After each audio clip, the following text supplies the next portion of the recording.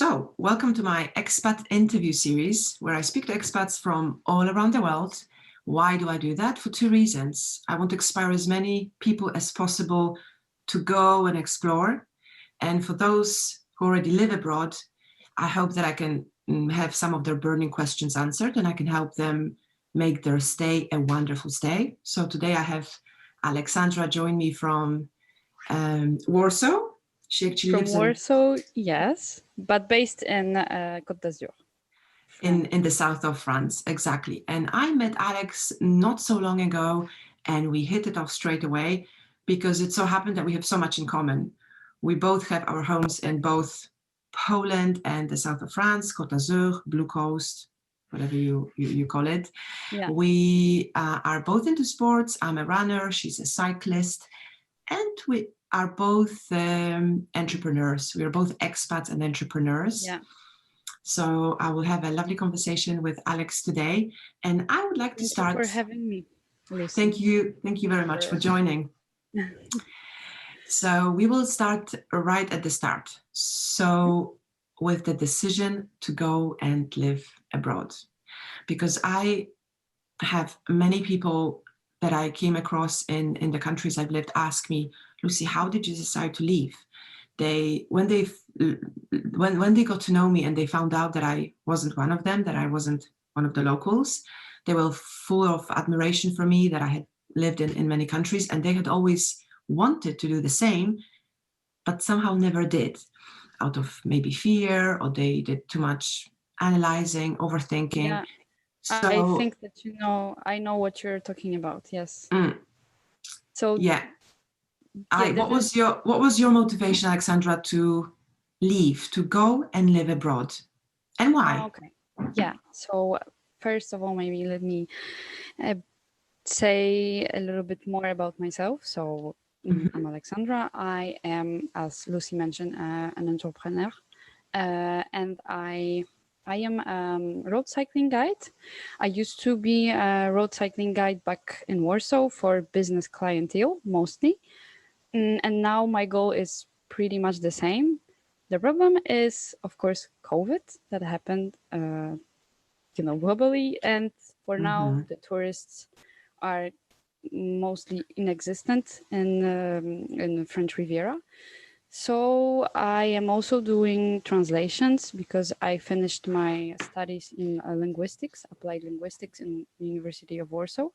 I also traveled a lot. I did part of my studies in Canada, in Ottawa. So I can also say that I'm kind of a digital nomad. I'm on the go for quite some time now. I would say it's like 4 years, 3 years. Great. That I'm really used to changing places. So I started travel because I was the worst student in my group. And I always had troubles with passing my oral exams in French. And I just came to the conclusion one day that if I really want to speak French as French do, and as I should, maybe it would be a good idea to go abroad, to go to France, to explore, to meet people, and of course to speak the language. So I started as an intern every now and then. So I would say every vacation, I would just find a internship offer at the hotel, and I would go there as a receptionist. And that's how I started to go visit different cities in France to see it for myself and pick up the region I like, right? So I started with center of France, and it was in a really small village of Pouligny-Notre-Dame. There was only hotel there, and I was receptionist, as I mentioned, and this is also how this is how my passion started, because I was so bored there that it was just pure cottage. And so every time when I was free, I would just take a bike to cycle around to see the surroundings. Even when I wanted to do a shopping, I was kind of obliged, because the nearest Carrefour was on like 7 kilometers away, so I had to cycle there. And basically this is how I started to be passionate by cycling. as What well. a I great just story. discovered, yes, I rediscovered myself. Like it really, I just like to go, further and further, and just discovered that this is a thing that I really like to do. And when I came back to Poland, after the vacation, I decided, okay, I need to get a bike, like road bike, because I had like really like the worst bike you can get, like the cheapest from Decathlon. So it was really not good equipment. So first was a center of France. Then the next vacation I went to Montpellier, and so it was already in the south, and I really liked it. I can say that there I could really, develop my passion further, because there was really nice condition to go on even longer trips. So then the third internship that I did was, I would say, fairly recent. It was 2 years ago, and I found it in Juan-les-Pins. So it was it's actually my city now, because this is where I live for since this January. Brilliant. So But it was, actually, your negative experience of being, like you mentioned, the worst student moved you, yes, or prompted you to move abroad, and exactly, then again you were bored with your receptionist jobs, and that helped you. A negative experience again helped you find your passion. So sometimes yes, people look for their passion, they think they have to follow the passion, but they don't know what the passion is, while you followed your inner voice to go and do something about your French, and then you did the internship, you did your job, you still did your duties, but that experience, even though it wasn't so amazing, helped you uncover your true passion that you are now yes, doing full time, right? So this is a very good story. I hope it's going to serve as an inspiration. When I first moved exactly. abroad, I know it was this inner voice, inner desire for me to see the world. Because when I left, which was already 21 years ago, Mm-hmm. I had never traveled outside of Poland. So I was so scared to go and not just stay abroad for a week, with let's say on a camp with my classmates. I actually left to go to the States, and I was supposed to stay for 12 months, but the 1 year turned into 20 years. And I have to say that the stay abroad has shaped my adult life, and I haven't regretted it for a minute. So we talked about bad experience and passions and motivations to leave. When I work with expats, because this is what I do for a living, I'm a coach working predominantly with expats. They often approach me asking me, Lucy, how do I handle those challenges? I'm very excited to live here. I'm happy I came. I am enjoying it. I love living abroad. However, I do face difficulties, and I am struggling, and I don't know whether I should stay or I should go. Please help me, find my direction. Tell me, what have been your challenges, or maybe moments of doubt when you said, am I doing the right thing? Am I in the right place? Well, this is exactly what I'm experiencing, I would say, right now, because I came, as I mentioned, in January. Like I took the decision to leave Poland for good last year. It was around September, because I still had some friends in the south, so I came down to visit them.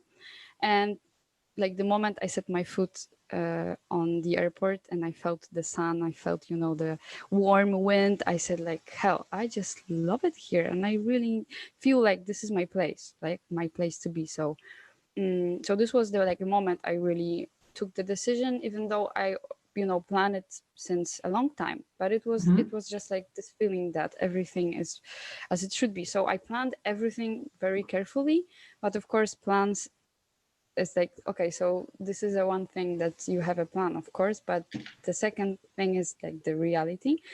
So, and when I came in January, even though I speak French now perfectly, thanks to, all the interns I did, and then thanks to the time I spent abroad. So I was really, sure of myself and confident about, about all that stuff. But when I even, had to set up, I don't know, my account or all the stuff, like formalities. So just sign a lease, or I don't know, register as a, how is it called? As a freelancer or like yeah, like business everything. owner? Yeah, or for insurance, like health insurance, like all that formalities. I don't know if you guys are aware of the fact, but France is really, I would say, administrative country, and every time Yes, when I you am aware. I lived need there for 2 years, and yes, exactly everything right. seemed to take ages. And I have friends tell me they waited for their driver's license for 2 years. So this is on the downside. Yes, you need to be aware of the red tape, the bureaucracy, the formalities, the legalities, and each country has their own. But France, from my experience, if I compare it with other country, Yeah, personal experience again, I'm not saying it's the same for everyone, was also on the more difficult side. and they are really old school, and all the, I would say, some administrative things, they are just taking ages, and you cannot Yes. do everything, because for me it's natural. I just go on the internet and send all the files Mm-hmm. online. When I was back in Canada, for example, we were not allowed to print the materials for courses, so all the syllabuses were online, and you were supposed to just use it, because Mm-hmm. basically it was supposed to be sustainable, right? You shouldn't print out things if you can do differently, right? A different So philosophy altogether, right? exactly. Yeah. So I was But really used to that. I had a French neighbor tell me, Lucy, don't worry. She says, just take it as it is. She says it's the same Yes, for us French. So it's exactly. not that we make a differentiation between, the foreigners, the immigrants, and the Yes. expats or the French. It's just the way it is. So you either accept it or you Yes. spoil, your days with worrying about it. So this is exactly what I had to do. I just had to embrace it as it is, Mm-hmm. learn to be patient, because I am definitely not this kind of patient person, and I really like to get things done simply, right? So Mm-hmm. it got me frustrated at the beginning. I was like, okay, so I had everything planned, I was prepared, I would say mentally I thought that I was, but the reality was different. But Mm-hmm. it's at the end of the day, you just have to embrace it and Yes. not get discouraged. Just do your things and see Yeah. how it goes, right? And maybe also, while you embrace it, focus on the positives, right? On all the Yeah, reasons that definitely. that The you optimistic had. mindset. Yeah. So what were then the things that you were thinking about when you were frustrated and discouraged, maybe? What helped you embrace, the Mhm. difficulties? Overcome, basically. Yeah, I think that this perspective of being already in a system, like realizing my dream, basically, because I really wanted to do it. It Yeah. wasn't like a idea that I got last minute. I really planned it since long time, and I kind of knew that it will be a hassle and everything. So I just had to, okay, so I have to, focus on different things. Exactly, appreciating the fact that I'm here, that I can do my bike, that I can be, and while in Poland it's like minus, because when I left in January, it was minus, I don't know, 15 or something. And in Côte d'Azur was so, the weather was so nice. Also, I just, took time to meet all my friends again, or to do some new friends as well. Mm-hmm. So I just focused on positives, and Great. yeah, and did my thing, like Mm. just continued with all the formalities, everything Yeah. that has to be done, right? Mm. So you continued pursuing your dream, and I'm very happy you mentioned it, because many of the expats I work with, they have left without realizing why they were leaving. So they left because maybe a colleague of theirs left to live abroad or to work abroad, or maybe a neighbor mentioned that they had a spell abroad and they just kind of copied and thought it was very glamorous or very attractive, or everyone goes, so I should too. So I'm very happy you mentioned that you need to have a reason, you need to be aware of your why, because that why Yes, will then help you overcoming those difficulties. So when you have a moment definitely. of frustration, if you go back to your why and you focus on the positives, you have a dream that you follow, then it's much easier to move forward, right? Or maybe not, instead of just falling, you bounce forward. So it's amazing that you mention it. One of the things I would like to address is really thriving abroad, because when we go abroad, yes, we mentioned the difficulties and the struggles. Is it really possible to unlock your potential when you're abroad? Be like the best version of yourself, regardless of all the struggles, regardless of the fact that you will, never fully fit in. You will never speak French like the French do, and it will never be your home country. Yes, to me, to be honest, I really, really feel like the best version of myself when I'm there. It's just like all the environment is just so positive to me, and maybe this is just a type of personality that I have, that I really like to be challenged, and I don't like to I hate routine. And I need to be constantly just go out of my comfort zone, I would say. And this is why I also feel thrive, even with the small challenges of every day. I feel that it just motivates me even more.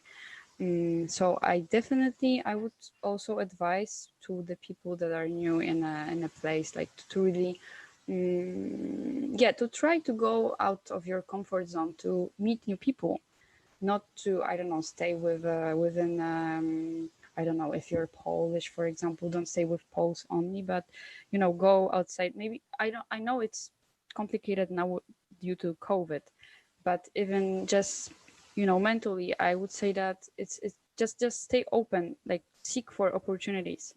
Don't just exist, but live to the fullest, and just try to be open to everything.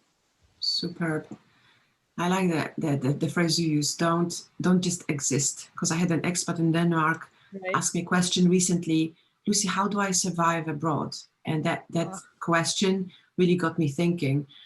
Why would someone only want to survive? Right?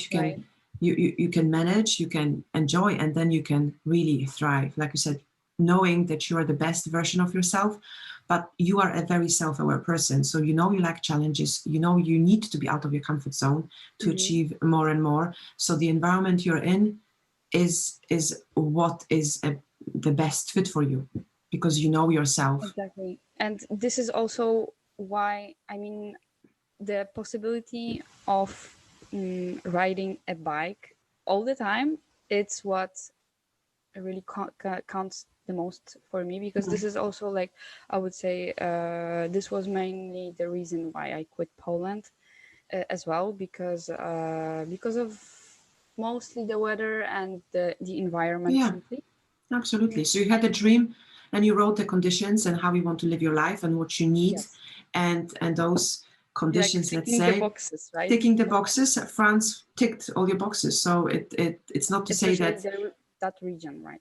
Exactly, especially that region, not the center, which you tested before. So if anyone is on the fence, thinking whether they should stay or go, they should consider what their list, what boxes they want to tick, and then find a location that will be maybe not perfect, because none location can do that for you, but one that is the best fit. Yeah, I also wanted to mention one more thing, which is very important, that in the south, so the south is I would say, the most international region of all of France. I think you not only get French people there, but also like people from all around the world, Canadians, Americans, I don't know, Germans, Spanish people, like really all the countries. And this is what really turns me on in this in terms of like social life, because now I speak French very well, but English will always be my, I would say, second language after my native Polish. And I'm very comfortable with people speaking English well.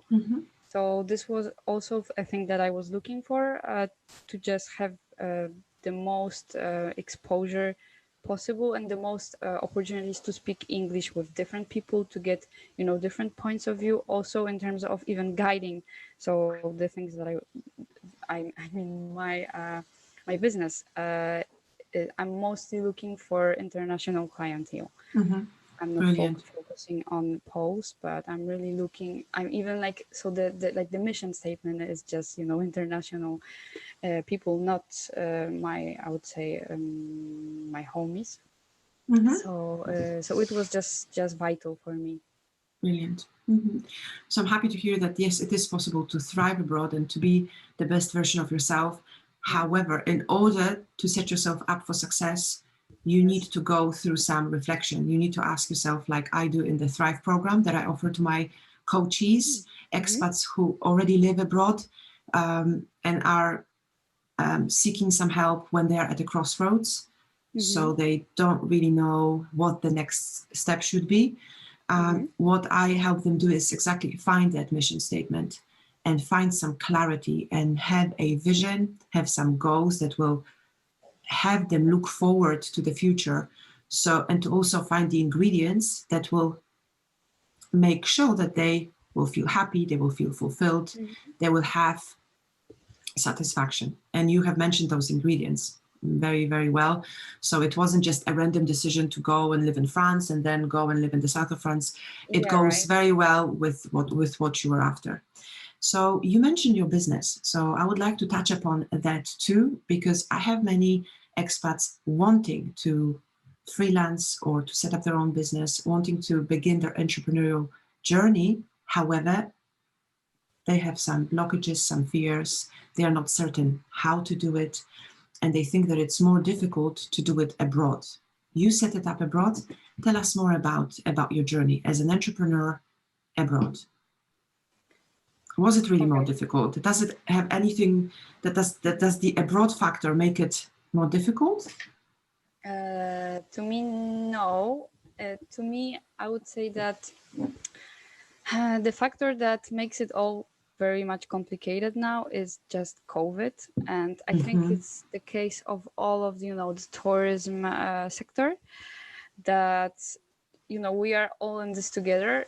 But to me, it was never even a possibility that I would have to set it in Poland.